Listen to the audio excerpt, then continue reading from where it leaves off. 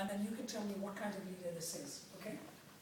So, a management consultant on holiday in an African fishing village watched a little fishing boat dock at the quayside. Noting the quality of the fish, the consultant asked the fisherman how long it had taken to catch them. Not very long, answered the fisherman. Then why didn't you stay out longer and catch more, asked the consultant. The fisherman explained that this small catch was sufficient to meet his needs and those of his family. The consultant said, but what do you do with the rest of your time? Oh, I sleep late, fish a little, play with my children, have an afternoon's rest under a coconut tree. In the evenings, I go to the community hall to see my friends, have a few beers, play the drums, sing a few songs.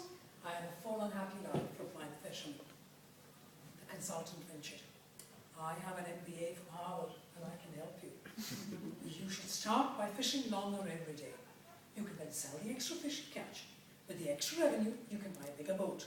With the extra money the larger boat will bring, you can buy a second one, and a third one, and so on and so on. You have a large fleet. Instead of selling your fish to a middleman, you can negotiate directly with the processing plants, and maybe even open your own plant. You can then leave this little village and move to a city here, or maybe even to the United Kingdom, from where you can direct your huge enterprise. How long will that take, said the fisherman? Oh, 10, maybe 20 years. And then after that, asked the fisherman. Well, after that it gets really interesting. When your business gets really big, you can start selling shares in your company and make millions. Millions? Really? And then after that?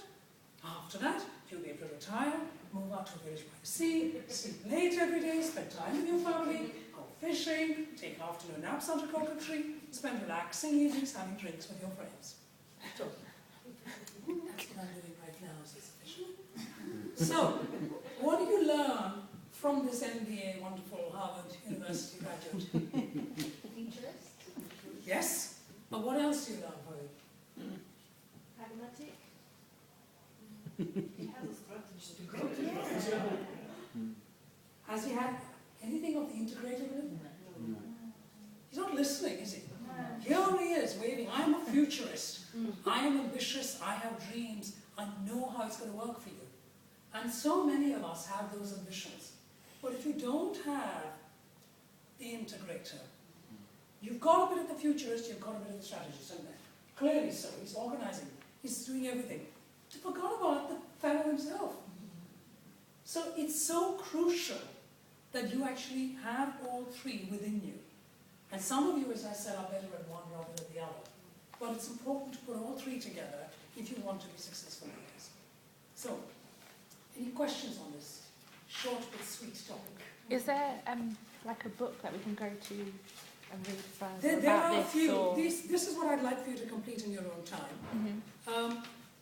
The well-known guy who's very good at leadership is this chap called Stephen Covey, which I'm assuming has been mentioned to you in the past, because I haven't come to all your sessions. And he's done a lot of stuff about leadership, but the one that's most popular and very easy to read is The 7 Habits of Effective. I've actually got that on my leaders. shelf. I haven't read it. But... Yeah, so that's a really easy one.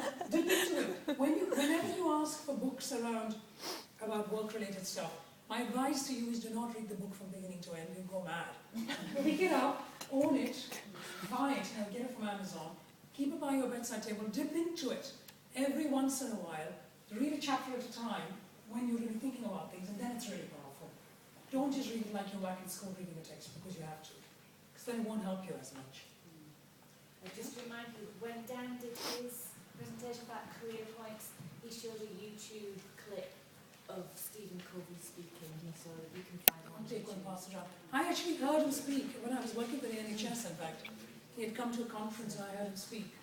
And I remember him telling us a story about leadership, which I just suddenly remembered because you asked about the book. And he was telling us that he and his wife were on a boat somewhere in Lake Como or some beautiful lake in Italy. And he'd never been there. He was really excited about taking these photographs of this beautiful lake. And he bought this brand new state-of-the-art camera. So at some point, he gives it to his wife and he says, why don't you take some photographs? But as soon as she got the camera, he was then directing on how to take the photographs. Constantly, this is how you click the button, don't forget, make sure you get that tree, make sure you get the thing. So at that point, she turned to him and said, I'll tell you what, I'm going to throw this in the river. She was very firm with him. But what did that make him realize? What did he learn from that experience? He's missing the present. Pardon me? He's missing the present. He enjoy the present. Well, that's true, but from a leadership aspect, I'm talking about. Like you Yeah. can't always control every aspect of the plan. It was very much about delegation. Yeah, the and she fact wasn't that growing you are- in her creativity. Yeah. No, and missing the present is absolutely right. But you haven't told me a point. I wasn't sure you asked enough. What was I saying? Yeah, missing the present is absolutely right. But equally, the thing is, if you are in a leadership position, chances are that you have a higher and better knowledge than your team. But that doesn't necessarily mean that you don't empower them. Yes, I know it all and I'm not going to tell you. What's the point? That is not a successful leader, which is what Stephen Covey was doing on the boat with his wife. And because it was his wife said, I'm throwing the camera in the river. If you don't stop and let me be. But if you're working, your teammates are not going to tell you that, but they might think that. And then they won't grow and develop. And they metaphorically throw their own skills on the river.